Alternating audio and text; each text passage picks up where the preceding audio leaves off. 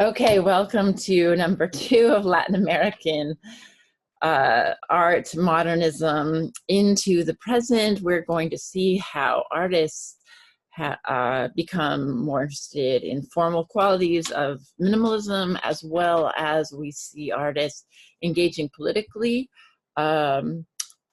globally, and personally in topics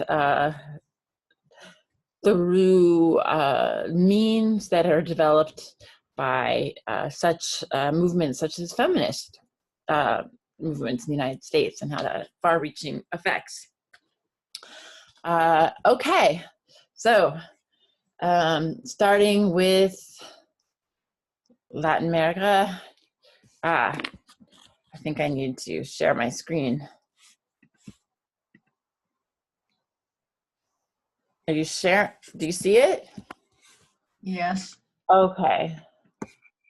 So now I just need to move this over. Technical whiz that I am. Dun, dun, dun. You can do it. Okay. Scheiße. Okay.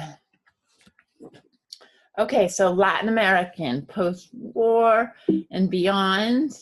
Let's remember what we're looking at, and I think in the next installment we're going to question Latin America as ending at the border between the United States and Mexico.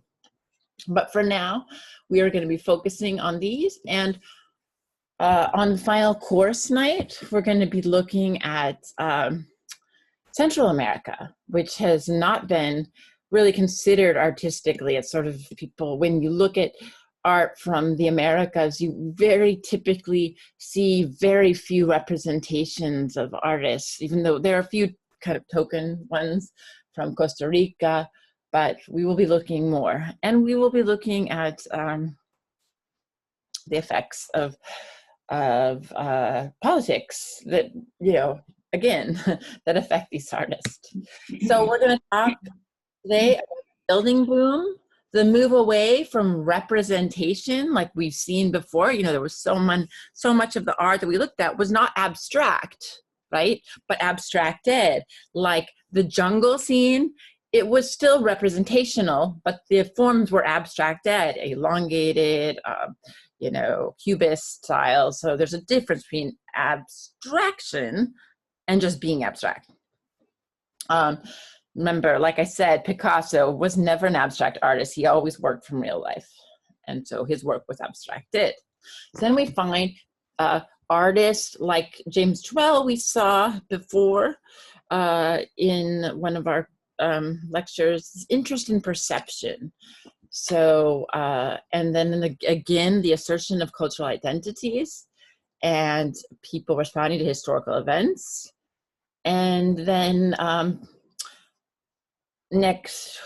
this Tuesday, we're going to be looking at transnational experiences as they're expressed, meaning experiences across borders. The phrase would be intersectionality, I guess, is the token phrase now, meaning you can be both and. You can be Black and Japanese, both and American and El Salvadoran and. What is that? That's intersectional, and we can talk about that. So post-World War II, we have this building boom, and we have this need for artists to redefine their cultural identities within the new modes of modernism. So by the end of the 50s and 60s, there are ideological events in art that corresponds with historical currents.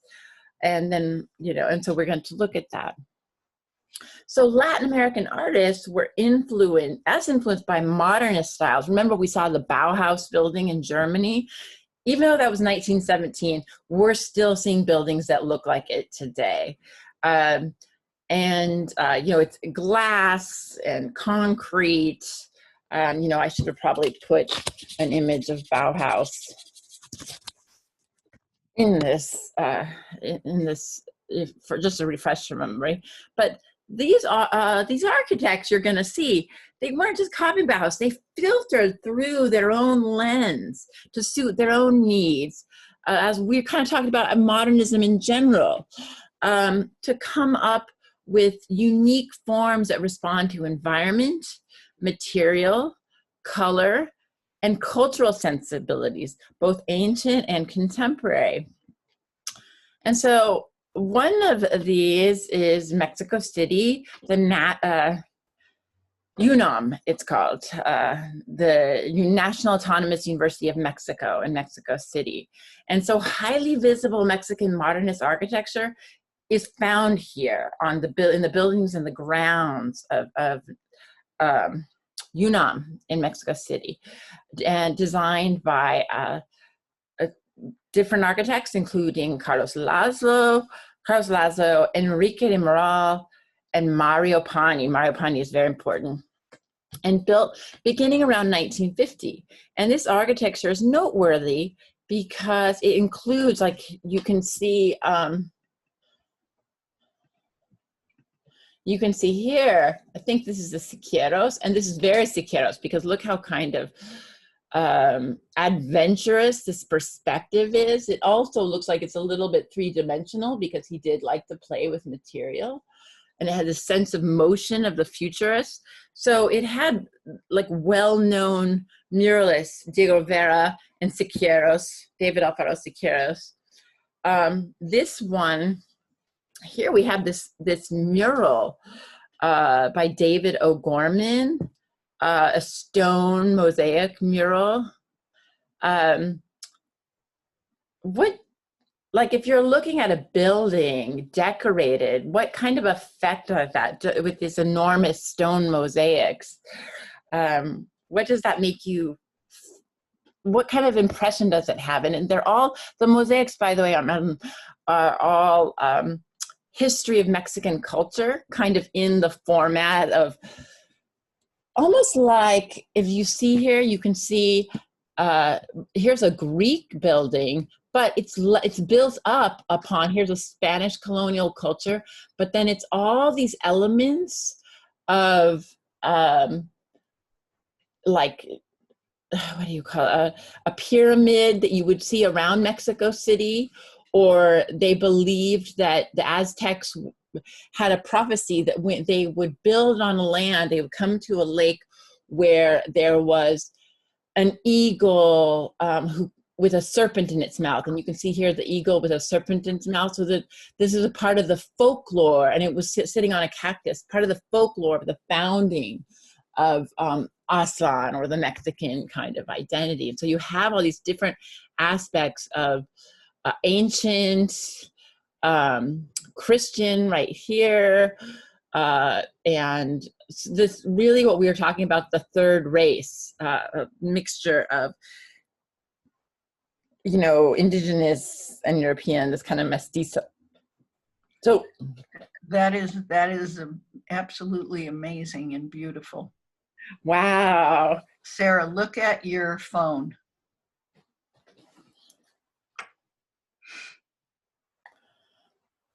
Yes, I will fit.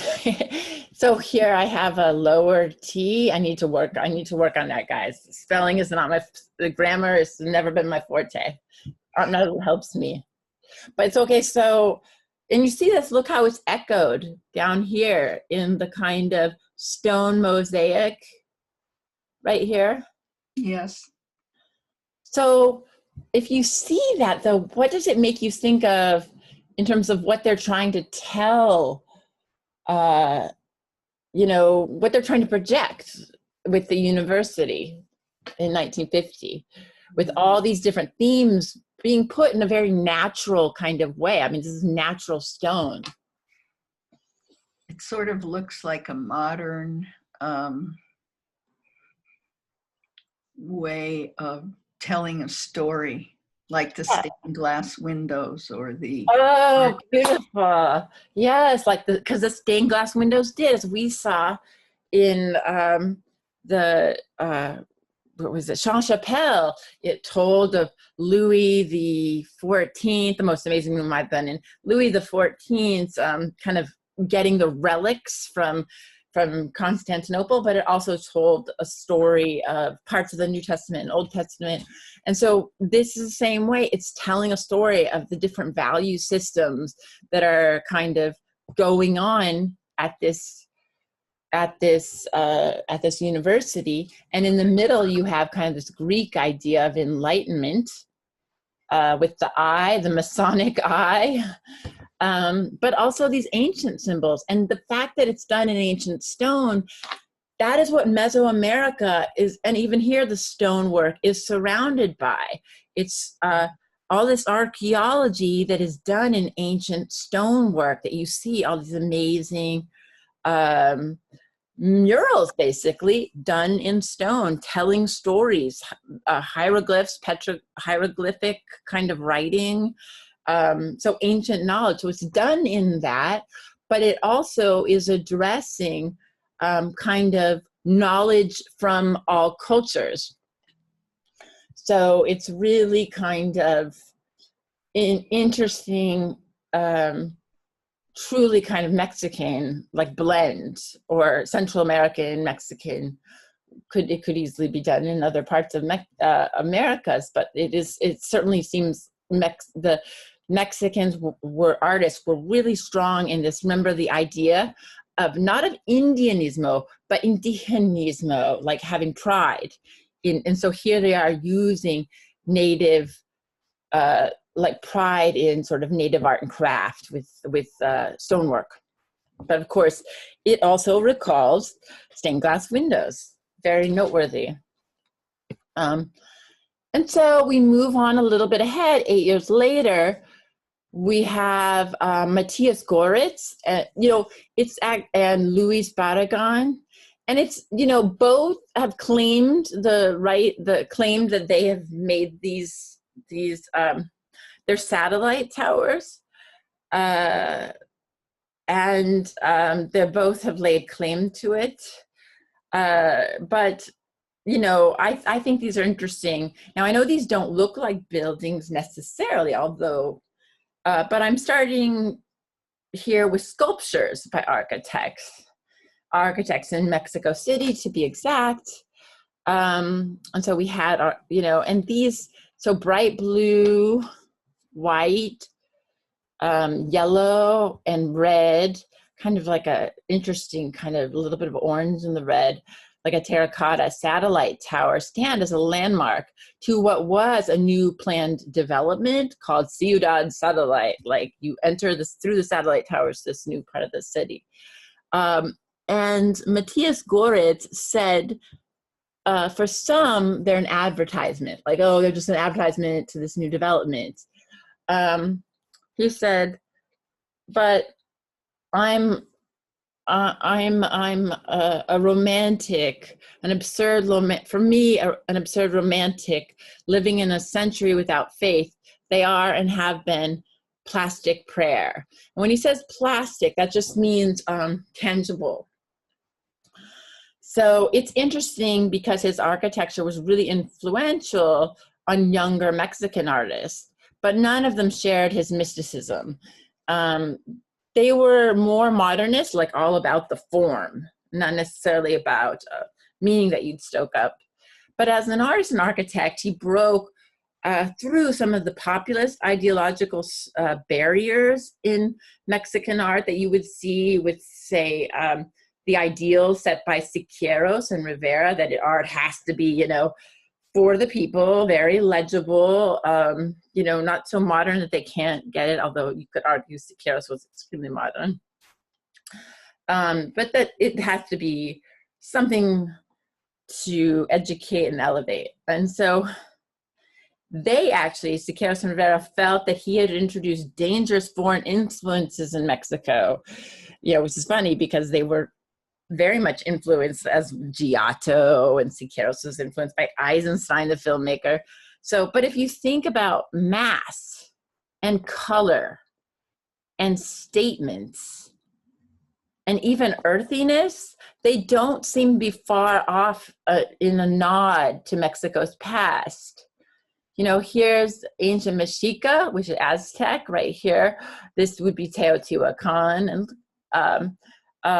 architecture. So this would be around 500 AD. So architecture that would have an emphasis on mass, painted bright, very geometric. And you see that again coming in the work of Luis Barragan, who Matthias also worked with. So Luis Barragan, this is my background, is Luis Barragan. He was born in Guadalajara, and he was really one of the most creative modern architects in Mexico. So kind of light, water, primary geometric forms, vivid colors were his favorite components. And you can even see his house if you go to Mexico City, but it's very, I've never been able to, it's always seems to be tickets sold out. They only let a few at a time, so you have to make it an advance ticket. So although Barragan was exposed to the work of Le Corbusier and the landscape architecture of Ferdinand Bach, both French designers, during a trip to the Exposition des Arts Décoratifs in Paris in 1925. Gosh, he was a really young man. He must have come from some money to make it to go there, but he did not develop his modernist style until the 1930s after having met and befriended Jose Clemente Orozco, you know, the Mexican muralist we just talked about, on a trip to New York where Orozco was living in exile. He lived in exile in Los Angeles. He lived in exile in New York. So Barragan moved to Mexico City, where most of his modernist designs were erected. And he did not receive much international attention until late in his career, when the MoMA, Museum of Modern Art in New York, organized an exhibition in 1977. And Luis Barragan won the Pritzker Prize in 1980. Now, the Pritzker Prize is like the highest that you can reach in architecture and prize, and most, you know, the most notoriety you can receive. And it wasn't until really late in life that he got international recognition. He really wasn't considered much in terms of, you know, I mean, Mexican architecture wasn't, there was a little bit of interest in Brazilian, but, you know, he really hadn't been known. And he certainly got more important after his death. And there's an amazing, he was known in Mexico, and there's a beautiful hotel across from Park Chapultepec that he designed where, I think I might have an image of it on the next slide, but it's just beautiful. So, and in Mexico, there always seems to be a way of using concrete. And I think concrete for them, he would use locally sourced concrete, and it blends both ancient and modern, like modern forms, but also looks ancient because it looks earthy the way he handles it.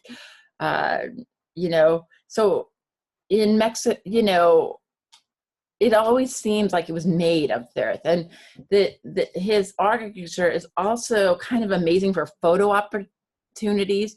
There's a library in downtown Seattle designed by Rem Koolhaas that is also like, everything is photographic. You know, every angle you see is kind of mind-blowing. But I did buy a book on Latin American architecture, modernism, and oh, they had a bone to pick with him. They thought, oh, well, you know, he's just good for a photo op. And I'm like, actually, his buildings are wonderful. So I just threw that book to the side. You know, they were a little bit, what do you call it? Bitter or something, but Barragan is amazing. He fuses the spirit of modernism with traditions of Mexican culture, you know, as is the source of the Spanish culture from the Muslim closed court. So a lot of Latin American architecture is very high walls, high exterior walls, and closed interior courts that are built around courtyards. which, by the way, don't come from the Muslims. Originally, it's from Roman villas, and then Rome went out to Spain, etc. So that they were centered around a courtyard with these high walls. And Barragan would kind of create these intimate, private spaces to which he added colors of Mexican folk art and European and Mexican contemporary art. So this is like a little children's, like tourist kind of thing. You can buy a children's chair. This is from Oaxaca. They make these really intricately painted, like animal-like sculptures. This is a tourist amate. This is a legitimate amate art, which are art painted on bark in the mountains of southern Mexico, with scenes of village life, very densely and brightly painted. They used to be painted on pottery, and then they moved to amate. And here is just one of his, I believe this is from a hotel he did. I think I recognize this corridor, but look at that beautiful rhythm of slats of windows and how it creates just this lighter lemon yellow. And then he just ties it in with the magenta red here, the magenta and the blue. So kind of moves in with these color blocks that you can also see here, the kind of color blocking.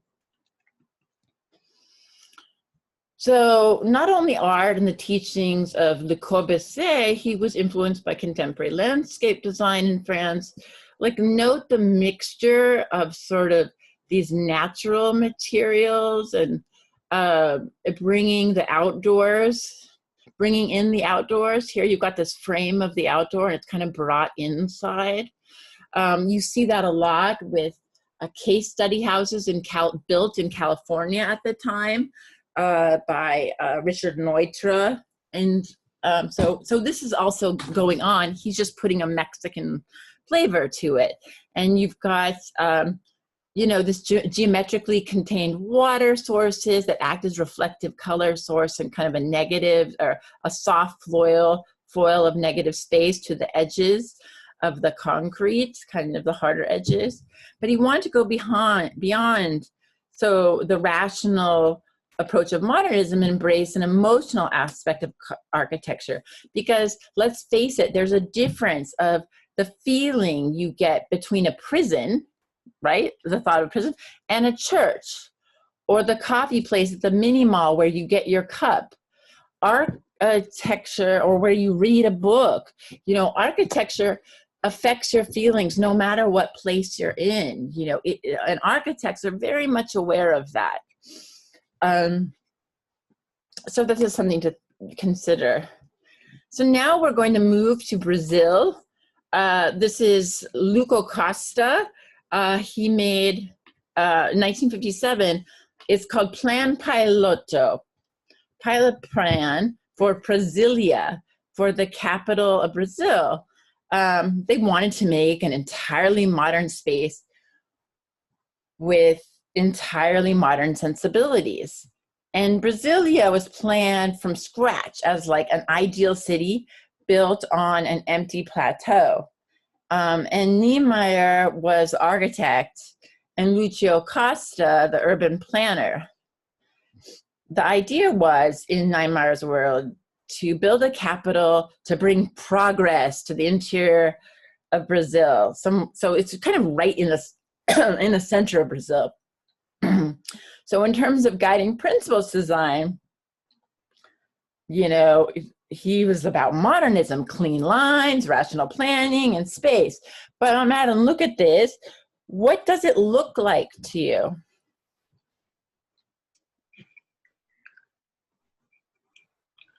Strange. Yeah. My Brazilian student could probably answer this quick. So when we look at this, so has wings of some sort. Airplane or bird. Yes, an airplane. So this kind of reminds me of the Italian futurists that loved anything new and anything about, I don't think you made that lecture, but it was like anything about transportation or war. They were fascist, or progress. They just elevated it. I mean, one of them, I think it was Bala named his child Propeller because he was so excited about planes, you know. So this is, anyway, it's highly symbolic that they chose this as the shape, kind of, because anyway, in some ways it refers to like the kind of cross that the Portuguese conquerors, the early cross of the Portuguese conquerors used. And of course, then the jet symbolizes what? If they look at if it also symbolizes the past, what does it also symbolize? Because in 1957, people traveling on airlines as passengers was relatively new, to have more and more people. Right. Future. Yeah, it's the future. So, you know, like, what might be an advantage or a disadvantage of a plan like that?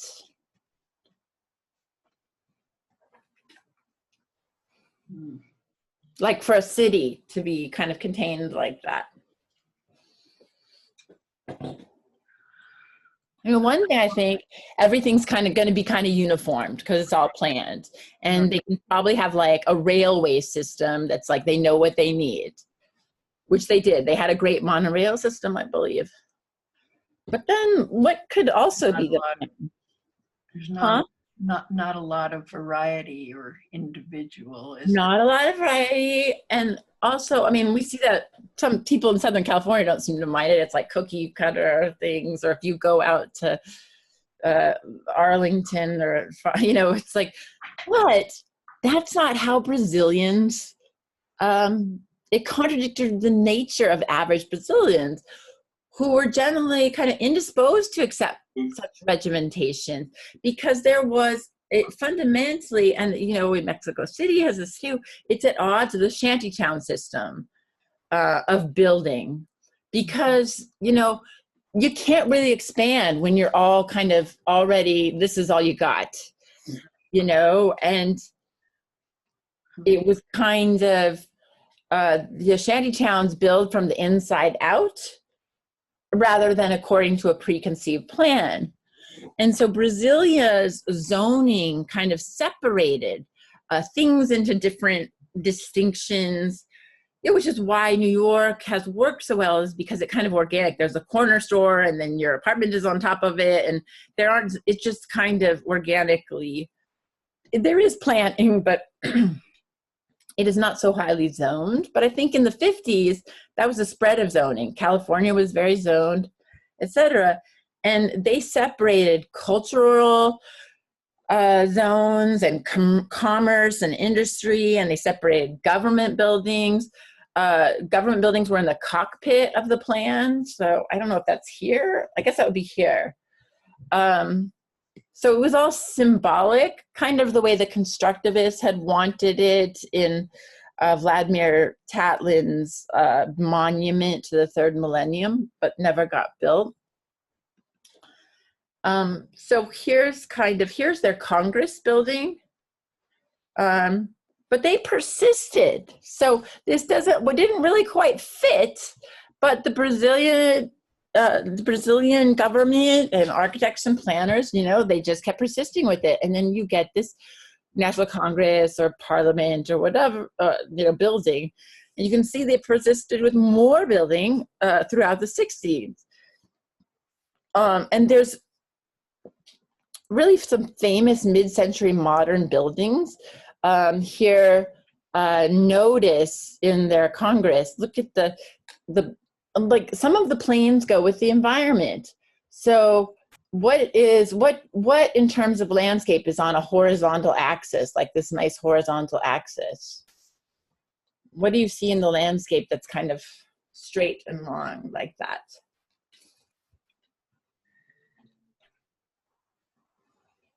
If you look out, highways. So yeah, sure. They're looking at highways. They're looking at future. You know, that might be what they're looking at the most of all, is highways. I was thinking looking out at the ocean, you know, and seeing the horizon line, but I think it makes sense that it would be highways.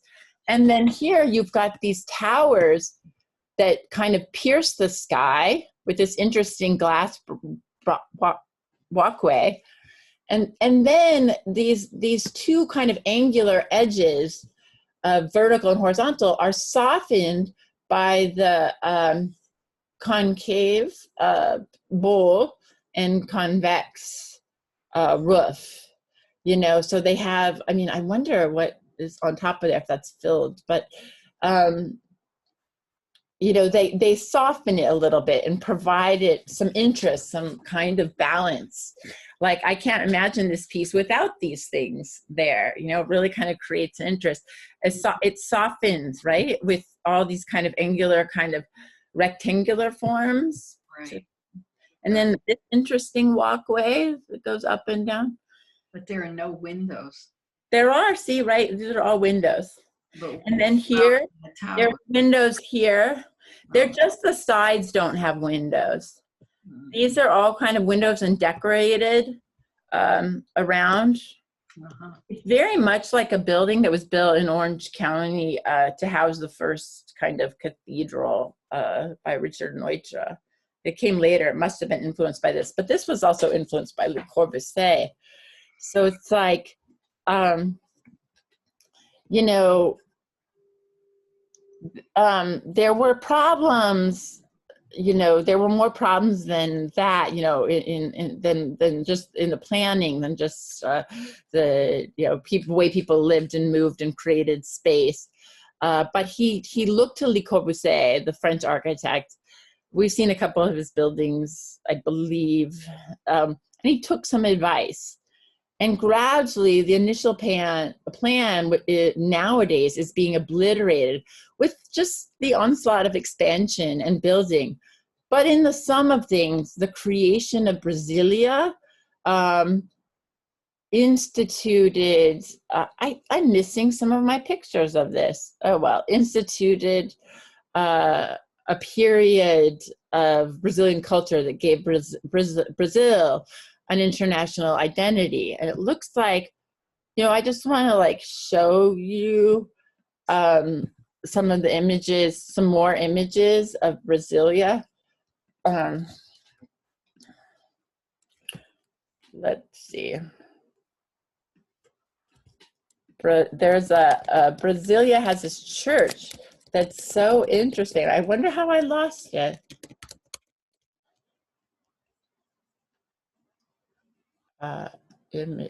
I'm saying it wrong. Here it is. It's really kind of magnificent, the insides of this church. See how, you know, it kind of, it's like some kind of geode or a spacey, and that cross is just so unique. Maybe that's so 50s. And look at how it kind of shimmers from one side. It really must be an amazing building and huge, no doubt. Can you see that, Aunt Madeline? Yes, I can see it. It's very fascinating. Isn't it fascinating? It's just like no church I've ever seen. And I think the interior, let me look. Yeah, here's the interior of this church. So it's a little bit like the glass has organic shape. So it's a little bit like acts in contradiction to the big Parliament building that we saw that is so squared off and rectangular. Mm-hmm. This is a little bit more, this is a little bit more organic. And then this is a typical Catholic church in Brazil, a Rococo, and a Baroque church. So it really must have been something to behold for, you know, for Brazilians in general. And Brazil modern architecture is really amazing. And so now we're going to look at the next bit will be concrete and geometric abstraction. So really true abstraction. And of course, what they take is influences from Russian constructivism and suprematism and Bauhaus. Of course, this is the earlier one, and this is Bauhaus, which is Kandinsky, who was Russian, as we know, but moved to Germany and worked in Bauhaus before the Nazis drove everybody out. And Kazimir Malevich, whose suprematism was really about reducing form and color into simple shapes and to have mathematical relationships. So this would be the primary influence on concrete art. But a lot of these people, I mean, Russia would have been next impenetrable, except Diego Rivera did get there and met the kind of revolutionary artists. But a lot of them by the 1920s, when Bauhaus was going on, a lot of the constructivist and suprematist artists had been put to death, had been sent to gulags. Certainly the Russian Revolution didn't end up for them the way that they had so hoped, and in Stalin's hands. So what we get are artists being influenced them secondarily through Bauhaus and the geometric forms and geometric relationships that are interested in this. See this white area? That's called negative space. And so where the white area is interesting, just as interesting as the colored area. And so this kind of negative positive space relationship, and also color relationships with each other. And so concrete art is really kind of this kind of constructivism and just still Bauhaus is a part of the trajectory of modern art. From Bauhaus, the international style of architecture, et cetera. So you've got just still constructivism, Bauhaus, and now concrete art in Latin America. So they were really following the footsteps of these movements and offered an art entirely divorced from realistic subject matter, based around precise and preemptive compositional structures, many of which represented mathematical or scientific formulas. They were very much into following formulas, like my friend Robert was. He would set out like certain equations and work from there, the equations found in the natural world or what he thought were, and work from there. So concrete art was a movement of the mid 20th century. So we're working in the same time frame as the architecture. And though it was given impetus by, you guessed it, another manifesto. It spread from Europe and flourished really significantly in Latin America, from Puerto Rico, Cuba, down through Brazil and Argentina. And so it includes all sorts of media.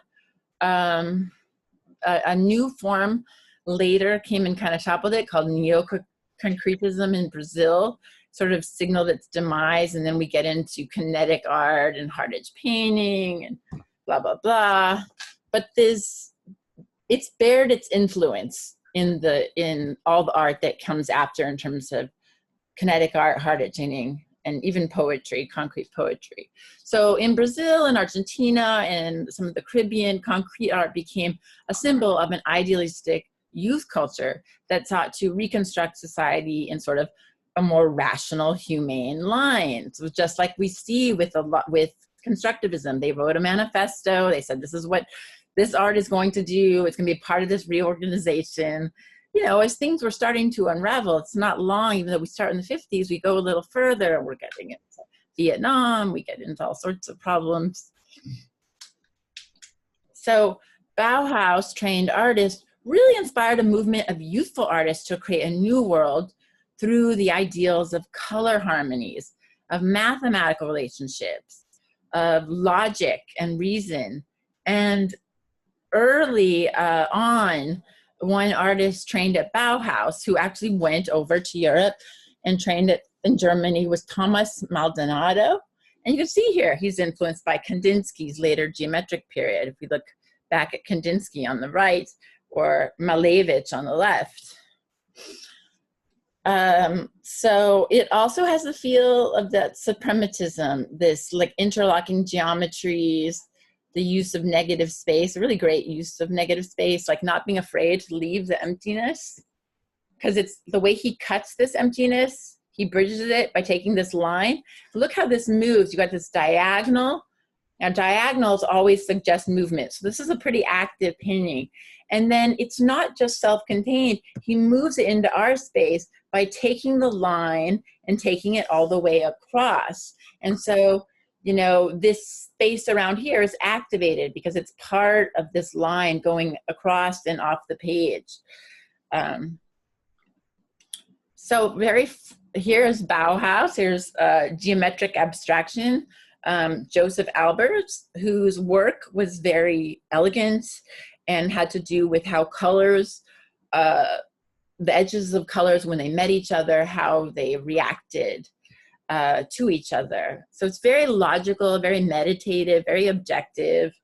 Other artists tried to be minimal like that, but they could only get the minimal part, not the elegance. And the geometric abstraction in Latin America would sometimes have a really different feel to it. It's a bit different, right? Notice the difference between the two of these? The one on the left by Heloia, that's Helio Owitia, and I can't pronounce it, Matisquema. Yeah, maybe I did okay, Matisquema. So on the right is the forerunner of geometric abstraction, Joseph Albers, known for his square color relationships. And Latin American artists, how would you describe this on the left? Well, it's not even. No, so this is a very unemotive, objective, rigorous genre. And they brought their own kind of musicality to it. And this could almost be called neo-concretism, where they make it there's a different sense about it to it. And this is a gouache drawing that represents a group of black rectangles that are tilting kind of rhythmically toward each other in a mirror disposition on like some kind of imaginary axis through the center, dividing the composition in these kind of symmetrical halves, nearly. And Helio Owitia, he was only 20 years old when he began to work on this series, which would eventually be about 350 compositions. But he's also the founder of a breakaway movement called neo-concretism. But here is a concrete artist that we should have probably talked about before, who was painting at this time in the 50s in Cuba, in New York, in Puerto Rico, is Carmen Herrera. And she turned 90 and got her first show in an American, in a museum, in a big museum, just about 3 years ago. So there you go. You have to be 90, women, to like make it in the art world, or dead, you know, as they say. As we said, so technically, she's a geometric abstract artist, but she kind of fit in with concrete artists during the heyday, because 1952 in New York, think about what was so popular. I mean, I don't think she even fit in the scene of New York, because we talked about it. In New York, 1952, people coming back from World War II, and there's this movement where they're just emotionally expressing on canvas. They're letting the paint be automatic, you know, automatism. They're reading Freud, they're subconscious, they're kind of, the minimalists called them navel gazers. Do you remember who was a part of that movement? No. I'll give you a gestural abstraction, big canvases on the ground. It's Jackson Pollock and Franz Klein and you know, all the abstract expressionism. I mean, that was what you had to be in New York. And so Herrera coming from Cuba and the islands, her crisp classical style was a very ill fit for her scene, and it was closer to the spirit of the work being produced across the continent by California's hard edge abstraction school. And so Herrera's life was divided between islands like Cuba and New York, but it was in Paris that her work took a very decisive turn, because she would be in dialogue with older avant-garde artists like Piet Mondrian and some American artists her age. So I should probably, oh well. So Mondrian, he made these big, like, kind of interesting, they were really about movement, but you have to really look at them because they would go off the page, not of red and blue, yellow and black, so primary colors, grids. And she found a way working with him to make to say something with abstract geometric works, even though, you know, you have to be thoughtful and really look and see what she's doing. But she developed a visual kind of language of hard edges, limited colors, and a simple geometric shapes. And she just kind of dedicated herself to stark abstraction that would be a lifelong calling. And, you know, there's more to these than meets the eye. You know, she really loves playing with composition, and just all these diagonals cutting up the straightness, and then the variation in where the diagonals are and what they create. You know, she said, I never met a straight line I did not like. And so she was born in 1915. She is still alive, and just like, I remember at the museum I was working at, we just got one of her paintings, and, you know, she's, as you can see, in her 90s.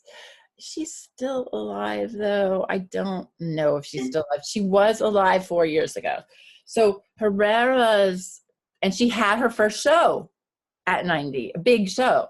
So her clinical and clean style of draftsmanship can be connected to a brief time as an architecture student during the 1930s. And she supposedly makes many preparatory sketches for each work she produces, working with methodical rigor that reflects her grounding in the craft of architectural drawing. And her persistent interest in architecture, space, and city scenes also seems to reflect this aspect of her creative education. So she's thinking, how can I make the most impact to make this interesting? And to me, it seems like there's a slight variation in the white, but I could be wrong. But just by placing these two and making this asymmetrical, or imbalanced, you could even say this is kind of imbalanced and inverted. See, you could look at this so many ways: 2 drop downs, or three piercing triangles. There's so many ways to play with this, and how she's kind of divided up the lines and it still works. Like, that would be very hard to do, to divide up those lines and it still play out evenly. That'd be hard. So she had to work really hard and do studies. And I think her architectural sensibility really helps, and maybe, I think, mathematical understanding. So like this one, entitled 1952, this striking painting is created from the 2 colors arranged in 2 simple shapes. White, right? And this kind of Kelly green. And these are some of my favorites, her white and green. But if you graze at a moment, I'm going to let you just gaze at the shapes and the whole image a little bit.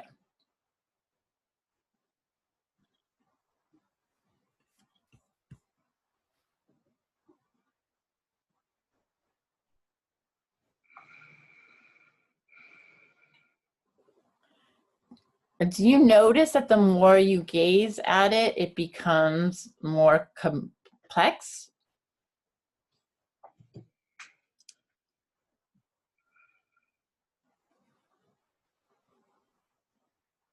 Or even suggestive with this like meeting point? But it's not quite a meeting point. Yes, you're noticing that. Yes, this whole, her whole compositional skill is evidenced in this whole series of Blanco y Verde. Like, it's a genius for exacting and organized yet formally. It's very, very organized, but it's still playful. In spite of just a few elements, nowhere on the canvas do we encounter a total blank space. Instead, it's really transformative, the minimalism. Because look at how these intersections of two lines, like you said, there's a gap. Like, there's a point of convergence, but there's a gap. Like, they're contained and filled with this verdant green, but that takes on a series of expansive yet enigmatic associations, these just simple filled shapes, like a landscape with the receding fields, maybe going back that way. Or maybe the interior and exterior of a building, you know, outside and in. Or even sunlight as it breaks through, comes up through the horizon. And most interesting aspect of the piece, formally speaking, is that neither green triangle allows the eye to fully center on the perspective and three-dimensional arrangement suggested by the other. So, you know, you'll start thinking, oh, well, this is what it is, but then this will counteract that. So you have a tension. So none of the associations is going to hold sway. And so the piece remains as it suggests, an arrangement in white and green. You know, it's like it's kind of wonderfully suggestive. And that's what you want in art, especially that you buy, something that challenges you, always leaves you a little challenged like that. And then neo-concrete art is like, you know, basically influenced by concrete art, but puts the hand back into it. So interested in the shapes, but puts the visible quality. It's not as hard-edged. So a little bit more along the lines of Oitka's work. So here is a work by Brazilian artist Ligia Clark.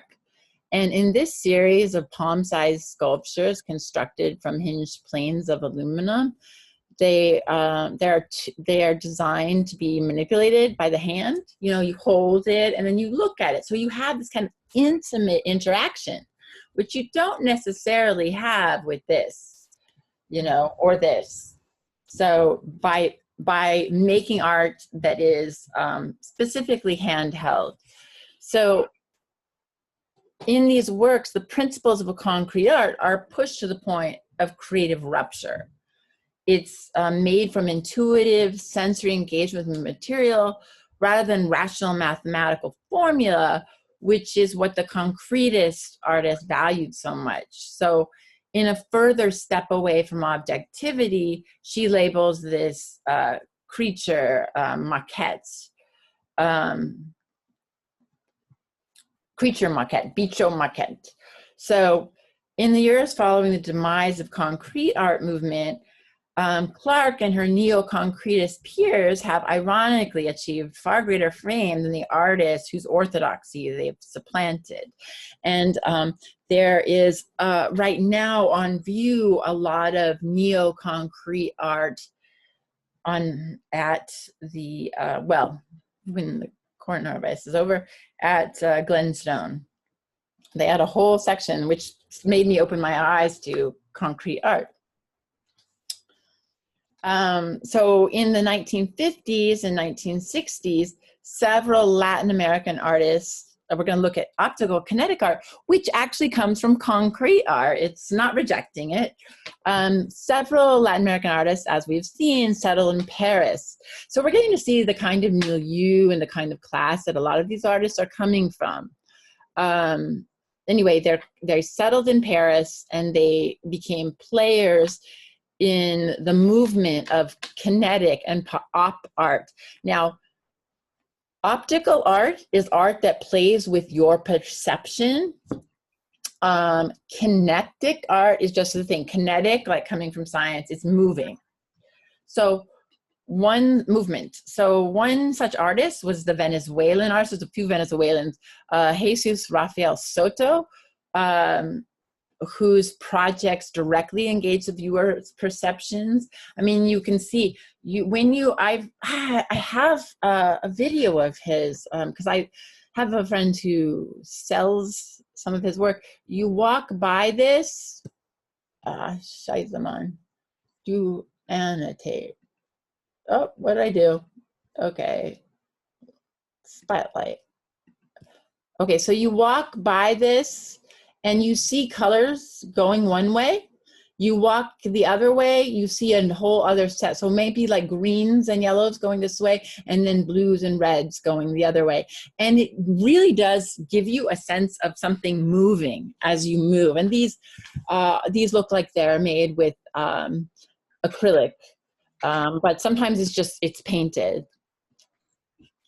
So here is Soto's again, and he's a Venezuelan artist. And as the work's title implies, the architecturally scaled structure, this is optical art again, this is optical art and kinetic. It's intended to, because it's about being perceived and then it moves with the viewer. So that's both kinetic and optical. So you perceive it both optically and physically.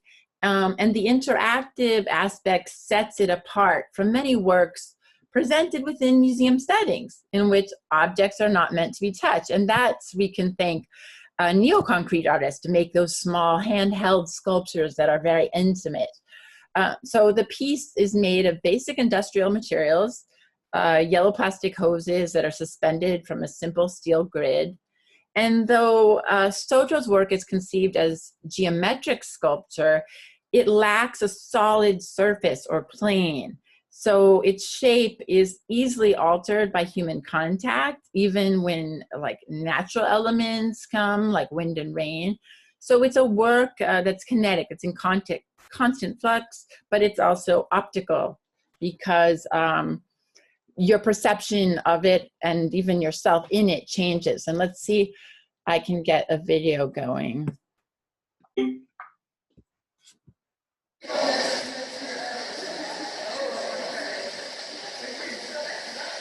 So this is in, I don't know if you can hear me. This is in Los Angeles, the Los Angeles County Museum of Art.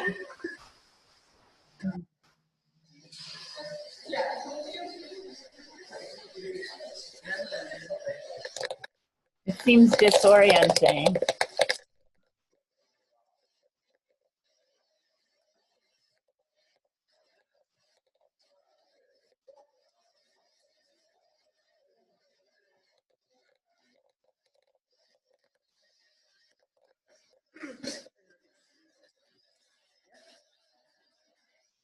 You kind of dissolve yourself going into it. It kind of dissolves you and your space and your kind of sense of where you're at.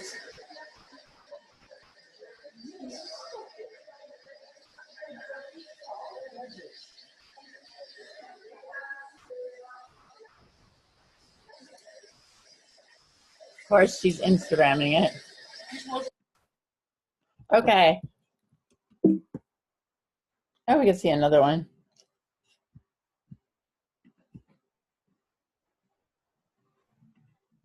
These are just his works in general, but you can see how he's worked. This is Soto, and how it's just kind of plays with depth. It looks flat, and then you get on one side of it, It, you know, it has this sense of movement, even though it's just hanging. Okay. So that's optical art, but it's also kinetic art. I have to see, make sure.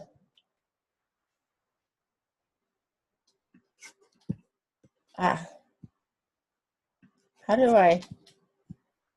Okay. Can you see this? Okay, good. Okay. Okay. So, Scheizemon.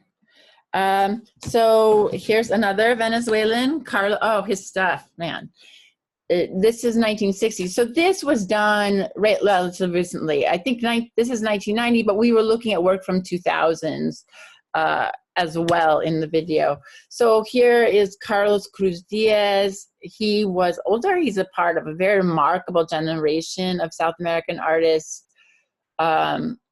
who had an important impact on optical art.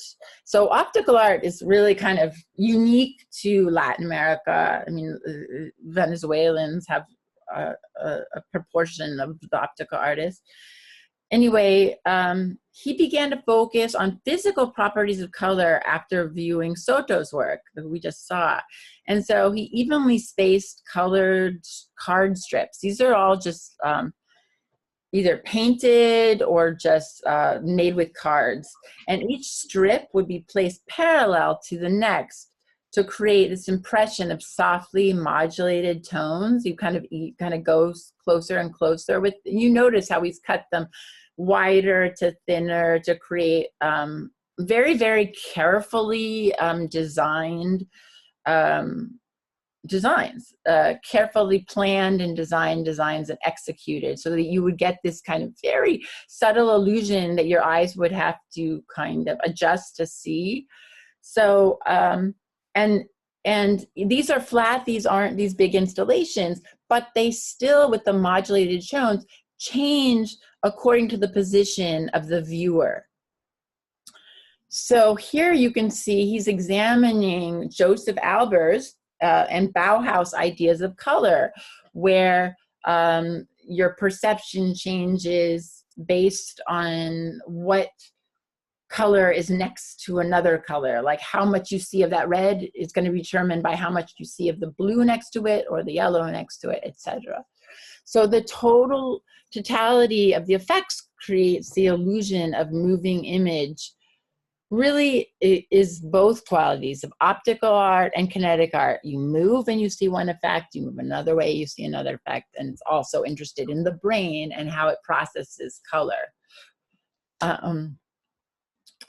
And is this Diaz? Yeah, this is also him. So this is much later. So this is 1960, and we're looking at something 40 years later. This is immersive environment of Carlos Cruz Diaz. It's called Transchromia, done a year ago or so. And in his approach to color and his desire to release color from confines of forms, he infused it with, you know, with a kind of a poetry. There's like a sense of the way there's all this reflection of color and that you can kind of move through it. There's a poetry that allows us to see the world through his eyes and how you see things.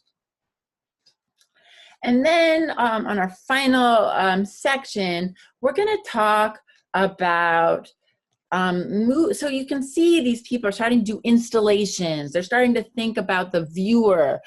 And now we're going to talk about some contemporary art in Latin America, how it's come to the world stage and takes on world themes, both local and global. And when it does local, it does it in a global way, meaning it's, you know, relatable. So their works, or, you know, it draws you in. Their works blend genres of 20th century art, installation, performance, multimedia, and conceptual art. And where have we seen multimedia, installation, performance, conceptual art? Well, that's in the feminist art they did. They made installations of in those houses that they did. They did performance art, like we saw the woman scrubbing in the museum, or in Laurie Anderson's performance until the ice melted. She was on her skates on the block of ice in Italy until it melted. All these things that couldn't be stolen from them. And of course, conceptual art, where the idea is what is the primacy. And I guess when we say really conceptual art, where we get it, feminist art, but it comes from Duchamp, where the idea of putting that ready-made up was the radical, and just questioning our tastes and just asking a question of what is art became art. So first we're looking at Alfredo Jar, who is in Chile and is responding to the events of Chile of the 70s and 80s. There was a regime by a dictatorship, and we've had students from Chile who had to escape and living in Montgomery County. His parents escaped. Apparently, it was a violent regime if you were an intellectual or a student, but there are wonderful movies about it that were smuggled out, called Battle for Chile is one, if you can get a hold of it. But there were many, just like in Argentina and Brazil, there were dictatorships around the time. Americans were supportive of it, and Margaret Thatcher. So we didn't really hear a lot as much about what was happening. But now we're finding out. And we're finding out for some of us, through the eyes of the artists. So this was a memorial for the victims of the Pinochet military dictatorship. And what are we looking at? A screen? Yeah, it's like a screen. What are these? Like silhouettes of some sort. Uh-huh. They're not faces. Yeah, they're not faces, but they almost look like outlines of Roman portraits. Uh-huh. The artwork, this is interesting. So the memorial was called The Geometry of Conscience, the whole memorial that it's in. But his artwork in it, he said, is a memorial not for the victims, but rather for the 17 million Chileans who are alive today and are trying to retrace their common history. According to he has his studio manager. Believe me, artists are like, they don't live in isolations. They have studio managers, they have assistants. It's just like the Renaissance. They're not all Van Gogh. Anyway, especially if you're making these big pieces like this that are immersive, So so that makes us think. It's installed in the Museum of Memory and Human Rights. And that really makes me think, so on there are 500 silhouettes, but they're representing living Chileans, I guess. And then there's another 500 that represent the ones that disappeared. And I feel like, it's like it's drawing us in. But even further, how does he draw us in more? If you look at the setup.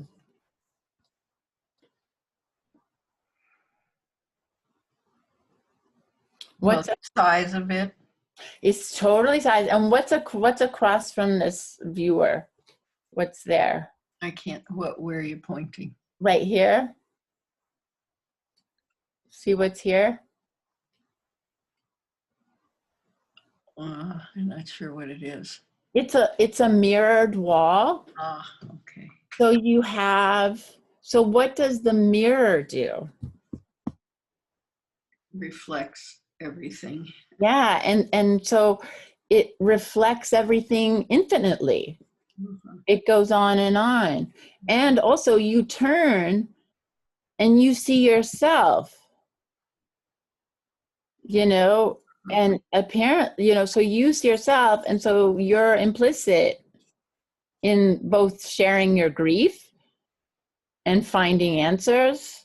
I mean, it calls on you, and it calls on them. It's the people that you've lost. I've also, you know, and apparently this is reflecting so many, many more victims and more, you know, more people alive to be there to kind of be witness for them, because there wasn't witness. What happened was many of them were disappeared, and that's why you had mothers dancing in streets and dancing in town squares in Latin America to dance to hold their sons or dance with their missing sons or partners. They called them the mothers of the disappeared. And so I like this because the artist did not need to put 17 million Chileans who were affected by the Pinochet dictatorship, like all these people. He just used mirrors to make an effect about, you know, and to make an allusion to us and our interpretation. And apparently this is only 3 minutes. You go in and you're allowed 3 minutes. So you have this, and no more than 10 people are allowed at once. So you have kind of a private experience before moving on. It's not crowded, not allowed to be crowded. So it's a very elegant, minimal, beautiful statement of a period of horror, but, you know, bringing it into the present and touching through art. So here's Paraguay. We're going to talk about Felix Toranzo, Serie de la Hipocresía. So Hypocrisy series. So I love this as it's mixed media, and anybody that can do a mixed media well, like in an abstract way and say something, I am blown away. So so this is his series. I took out one, but these are 1 or 2, and this is 4. And they're mixed media. You can see they're kind of like stretchers, canvas stretchers, wood, a little piece of paper. I mean, it's hard to get.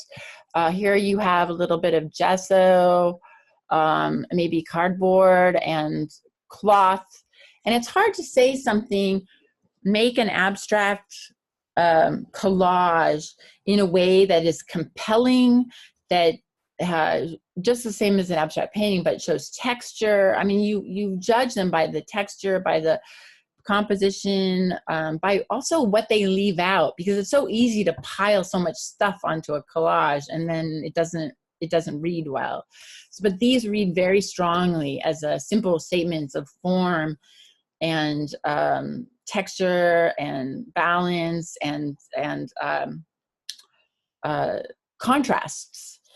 And so, but this is also has meaning. So after 40 years of heavy dictatorship, there was a period of change in civil rights in the 1990s in Paraguay, just as in El Salvador, just as in, I mean, much of Latin America. So as America retreated after the Reagan regime, America kind of backed off and so, their support. And so what we find is more free speech. And in these pieces, you can see that he's talking about the past and that free speech was not really available. If anything, doesn't it seem like these are kind of closing down the statement of art, these bands of cloth across these first 2? It's like it's tying it up. Right. You know, so he's able to say it in an abstract way, but a beautiful kind of earthy way, but the expression being tied. And maybe he's got a little burning underneath. You know, to me, it's just really beautiful. And in this, this is not tied up. Maybe it's opening a little bit. You see, this could be a little bit of a note. This could be a little bit of a note, you know, it looks like a boat, like a little, some kind of, like a paper boat put in like a wooden shelf. And maybe this is splatters of red to talk about, you know, the opening up, like there's been an opening. And it's like, you know, artists tried to create an unknown system of values and, you know, or just create a system of values and make art that lacked traditional references. They didn't want to go back, they want to go forward. So he was trying to work here to talk about something that could look stable in an unstable age, to talk about the things that were hard, but also have a way to open them up in the series and open and have a rupture and, you know, see some kind of poetic kind of answer, if that makes any sense. Well, what's the hypocrisy about? I think hypocrisy was that he felt that all sorts of values during the 80s, 70s, 80s were being purported, but yet they didn't have free speech and free movement and freedom of press. And, you know, he felt that he wanted to kind of address that and like through his art. Mm-hmm. You know, but with a new language, not with, he didn't want to do it with you know what I mean, with what we've seen before with like Mexican muralism, you know, he wanted to kind of leave it more open. Mm-hmm. The one on the left looks like a cross to me.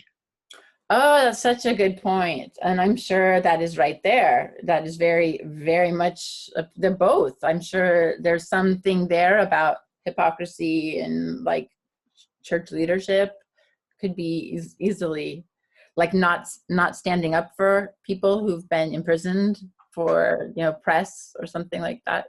Mm-hmm. You know, although I would say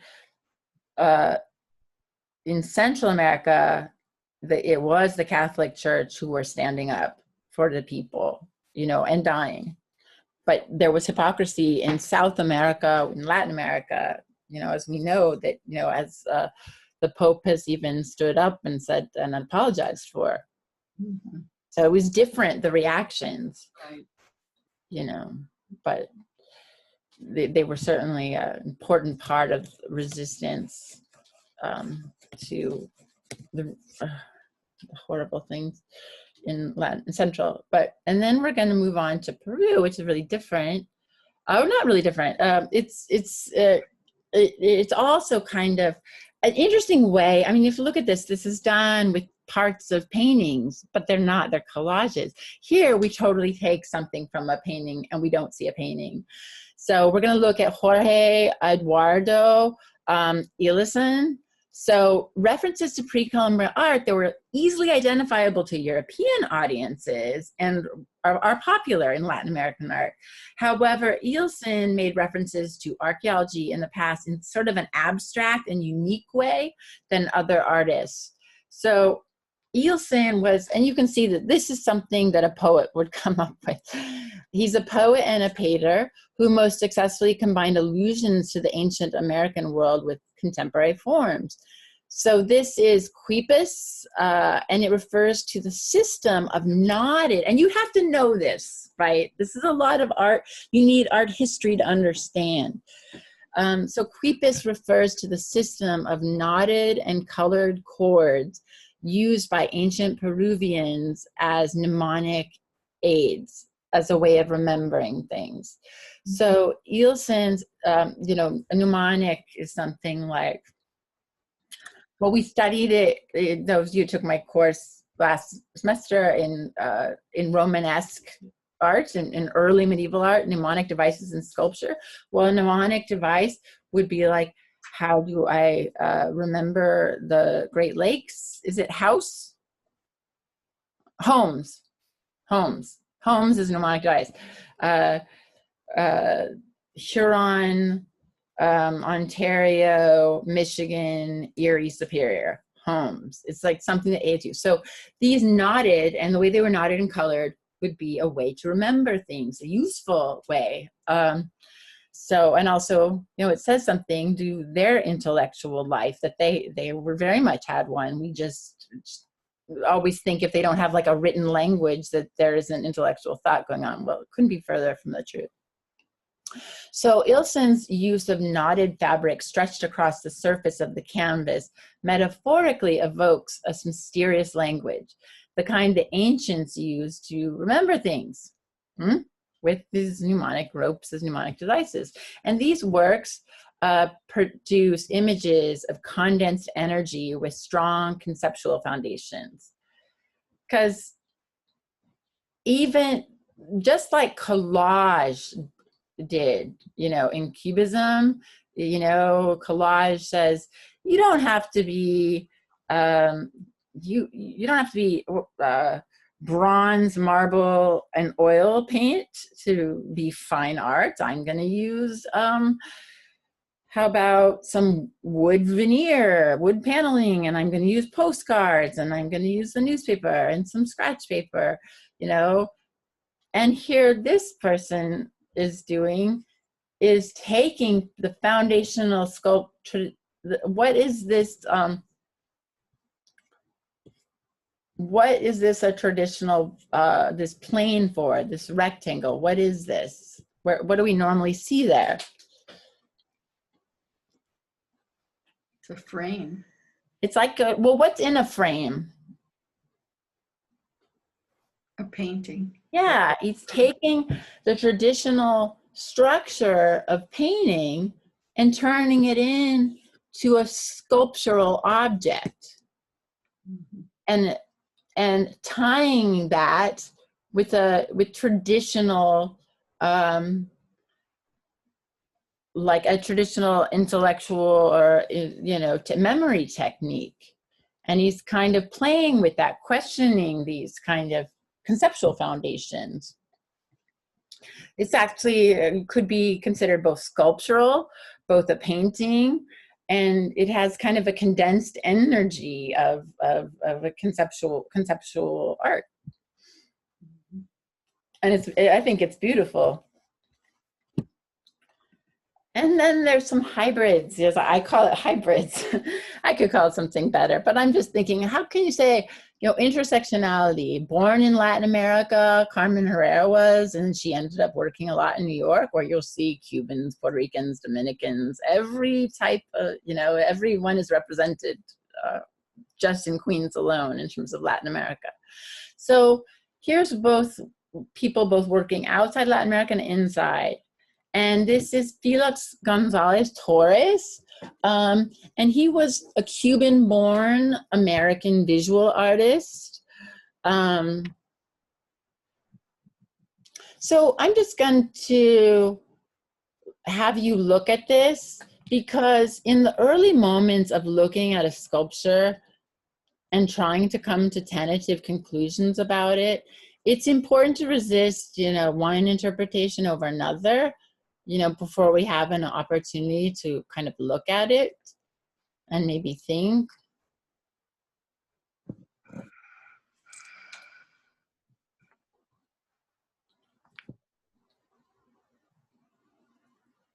So what are we looking at? So first of all, it's sculpture, but it's not what you think of as sculptural material, right? No. So what is it? I don't know, some kind of paper, colored paper. Yeah, it's like color. Well, it's like cellophane, Wrapping candy, little candies. See how like these are? I can't make it any bigger for some reason. But these are like little candies down, like a pile of them. Right. Which is strange. He just piled up a bunch of candies. But if we think of but what the white ones are different. Yeah, and from where you see them, also, you know, like the lower it is, the higher it is. And it's beautiful, like all the colors, kind of like I would never think of taking like the candy bowl from the dentist. I guess it would be dentist from the bank or doctor's office and just throwing it in the corner and then calling it my sculpture. Right. But I think it's kind of beautiful. And I think, but there's more to it than just this pie. I mean, because I think we can take it literally. It's a pile of candy in the corner. But modernism brought a freedom of choice in sculptural material, and sculpture was no longer confined to being cast in bronze or carved in stone. And it could be made from anything like cellophane wrapped candy. But what first appears like hundreds of multicolored wrapped candies can be interpreted as maybe something more for his friend. The artist's friend's name was Ross Lakoff. And he loved candy. And he died of an AIDS-related illness. And this is representing something that is both kind of universal and intimate. You know, when Latin American artists are often expected to address only localized themes of movement, their art is increasingly, you know, global. AIDS was a global crisis. And as an allegorical presentation, we see that the viewer interacts with this piece. So the viewer is allowed to come and take and eat the candies as a remembrance of Ross. Like by consuming them, it's like what we think of in, I keep thinking of the Mormon term for this. You know, sacrament, at the sacrament where we take the numbers of, you know, where you grant someone, you take the food and you're granting perpetual life. You know, through you kind of honor him. And as the numbers of candy diminish, they're replenished so that the average weight of the work remains at 175 pounds, which was Ross's healthy body weight. So, like, as viewers, we kind of make these assumptions. One has to do with the material permanence of the sculpture, and the other with the status of the museum as a place that protects and preserves objects, like must protect, don't touch. You know, both assumptions are thoughtfully questioned here. The work is always changing, and once the candy is taken, the new pieces may be added. And though this constant cycling, we are reminded of the impermanence and fragility of life. But this is only one possible interpretation among others. So a balance must be found between blind acceptance of what we are told by the plaque on the museum wall, just like Picture of Ross, and critically looking and considering, you know, the work for ourselves. So, you know, I'm like missing a bunch of artists that I did. Oh well, I did like a Bolivian and a Paraguayan, and oh well, maybe we can add to it later. We can put a pause and I'll find them. So Vera Cruz, Mexican-born Gabriel Orozco, is widely regarded as one of the most influential contemporary artists of his generation. He's just like, he does so many different things. He's like Duchamp, you know, but he is very of the hand. Duchamp was a painter too, but he really keeps the hand in it. And he grew up in kind of the cultural milieu of like intellectual and liberal Latin America. And he's kind of considered the last modernist to come out of 20th century Mexico. So Orozco resists confinement to a single medium. I mean, his practice is incredibly diverse. He does sculpture, photography, and then he like manipulates photography. He does painting and video. He explores philosophical conundrums through random encounters and spatial relationships. I mean, really thinking visually. His sculptures and photographs, as you can see, this kind of, he takes this photograph of a Kleenex box and then plays with it. they really disrupt conventions of conventional notions of reality. Or he takes trash and kind of makes this interesting art about it, what he calls trash. But he draws our attention to slips in logic and like hidden geometries and physical games. And he uncovers the extraordinary aspects of seemingly every day through the use of chance connections like you would find in Dada and poetry, and whimsy and paradox. And so he uses really humble materials. He doesn't, he'll use limestone instead of marble, etc. And he engages the animation with simplicity. But to me, it's evident, to anyone who views his work, that his ties to literature really run deep. And his project always changed. He blurs the boundaries between art object and everyday environment, kind of merging art and reality. And whether in these, he makes exquisite drawings made on just on his airplane boarding pass, or sculptures that he's recovered from trash, as you see up here. But this, I want to look at these two for images.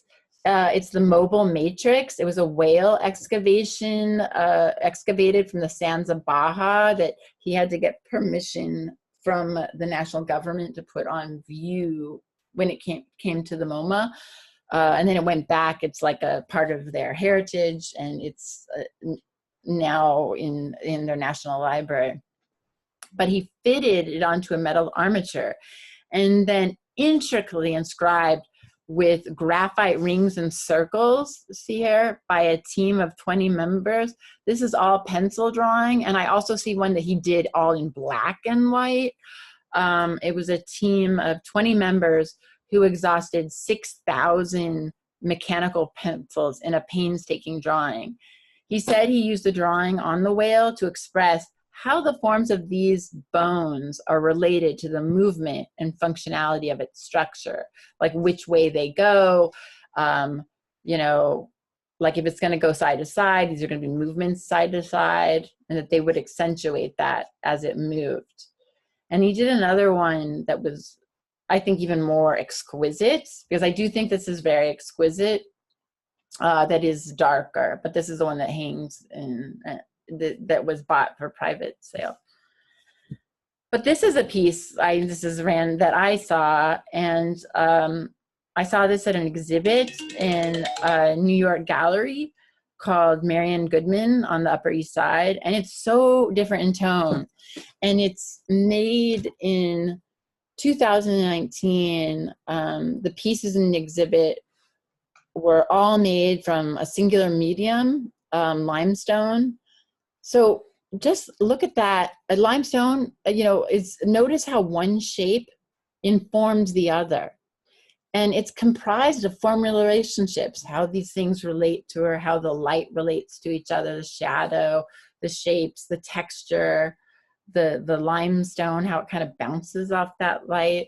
And also the medium itself, the limestone, its geologic history as a sedimentary layered rock from the bottom of the ocean, to the connection that Mesoamerican archaeological sites are often comprised of limestone. So in that way, it comes full circle to the modernism of the 20th century, the Latin American artists taking cues from the European modernists, but attaching the identity of the pre-Columbian past. And, Gabriel Orozco definitely does not want to be pinned down. Okay, and before we go, we are going to look at one artist from Bolivia, and a very famous one is Mamani Mamani, who is an Aymara artist from Bolivia, Aymara being one of the indigenous populations in the Bolivian Andean world. His work is significant because he uses Aymara indigenous tradition and symbols. And he's probably one of the most influential recognized artists from Bolivia and in Bolivia. And I think he's celebrated because he has this like really positive, amazing use of color. you know, the patterns and shades, etc. And if you meet Bolivian people, it's like oftentimes Aymara, when they make, or hola, un momento, estoy recordando algo. When they use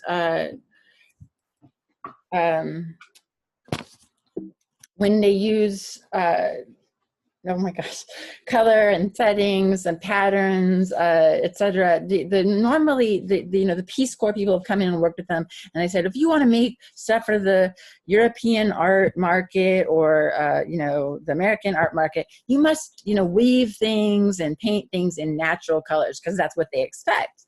But if you see the way Bolivian and Andean artists dress, it's colorful. And they like color. And so I think sometimes we think of indigenous cultures as being more close to nature and natural, but that doesn't mean that they can't be colorful. And a lot of times we're looking at their textiles that have faded for 1,000 years. So in this painting is Condor sobre el Liminani, El Liman, I don't know what that means, which means, okay, El Limani, a condor flying over an amazing mountain, I think.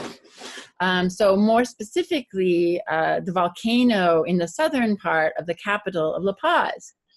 So we can now see how he resembles the purity of the mountain by not using too much shade and by putting a sun that helps focus on the beauty of the mountain. So I just wanted to show you something that is beloved by the people. And another that is maybe in contrast is looking at how the people are treated. This is Enrique Arnal. As a painter, he has turned a painter well-versed, as you can see, in European painting, especially like Gerhard Richter, and the paintings of the German, post-war art of East Germany and the Leipzig school, which you might not know of, but that's very much. Anyway, so a world of people who had been virtually enslaved by the dictatorship, the people in Bolivia.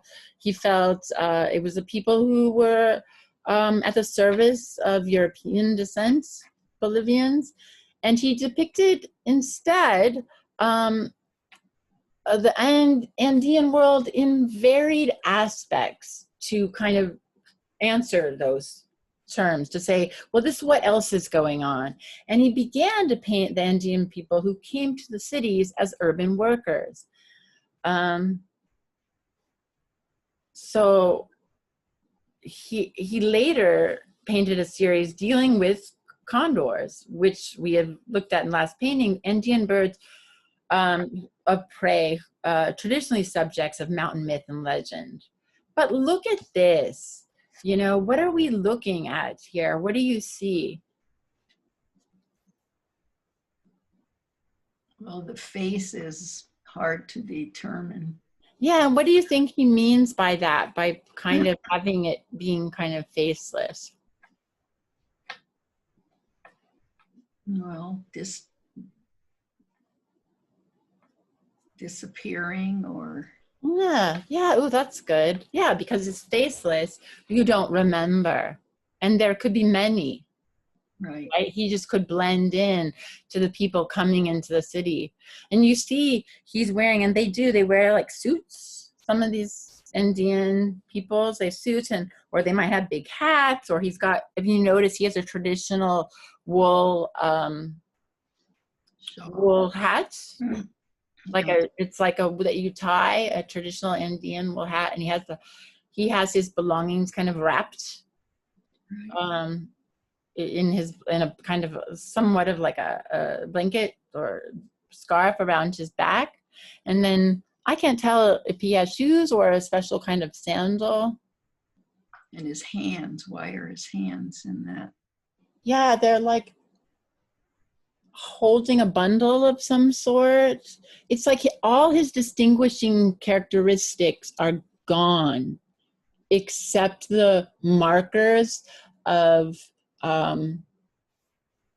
both indigenousness and poverty. Like his clothes look worn. Mhm. And it's interesting how he's stepping out from this white space into the darkness, and the one is retreating from us away into a place that we can't access, and that us as viewers, we're in the darkness with him. Mhm. It's kind of interesting because it comes so close to abstraction. You know, he's using really simple materials, and he's just made these just dramatic brushstrokes to kind of define these images. It's like, what is he saying? It's like those spaces. Where are those spaces? What are those representing when he's retreating and where he's stepping into the kind of unknown? Mhm. It's powerful because it's also a very sophisticated image. Yes. And then without kind of banging your head with something. And then I guess I just want to say, I just want to make sure. Okay. Uh-oh. I don't know what I did. So in sum, although artists from Brazil, Mexico, Argentina, and elsewhere had initially looked to similar European models for their art, especially as we saw with the Indianismo and the academies, they would start. Then they looked kind of more avant-garde European models. I mean, they distilled their sources in very unique ways, each kind of area. Cubism was not received in Chile the way it was in Uruguay, for example. These are each distinct places with some commonalities that shared colonial trajectories. And the Mexicans opted for a form of figuration with powerful cubist or futurist base in public murals. And of course, Diego was also very, very Giotto, the Italian Renaissance. So the Mexicans,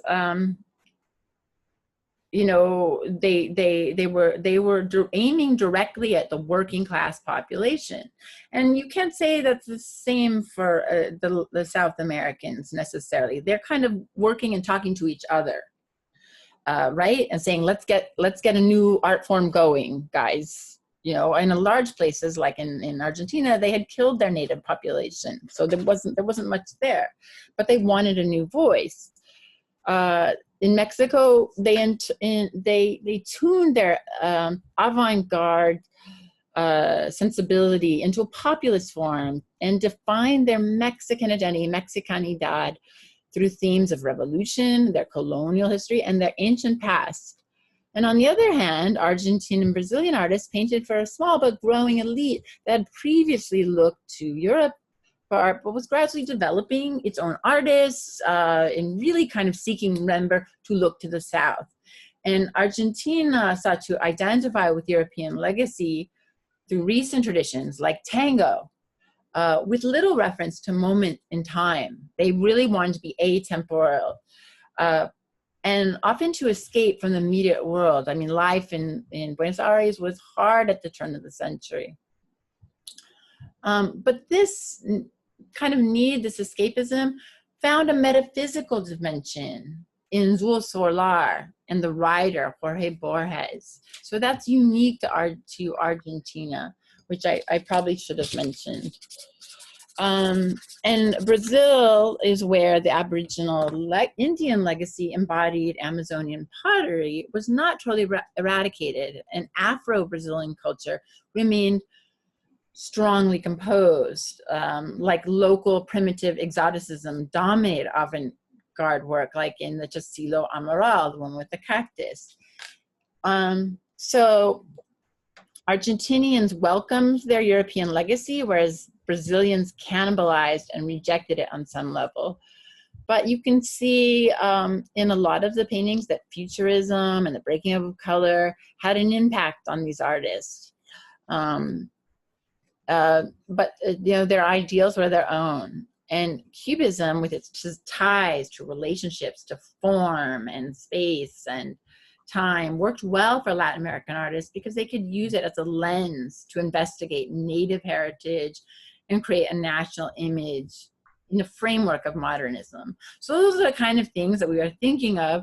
And as we saw in this final installment before next week, we're going to talk a little bit about El Salvadoran, is that artists really were forming their own identity in contradistinction to what they had received in the academies, but now they're reaching more using local issues on a global scale, or as in Orozco, really kind of engaging in the global art world in a very philosophical kind of way. So you find all sorts. And there's no one thing that is Latin American, but you can say that they have taken modernism and absorbed it in their own way, because they shouldn't, modernism in Latin America does not have the same context or the same environment that it grew up in Europe. Okay, any questions? No. Okay, off like a herd of turtles. Bye, guys.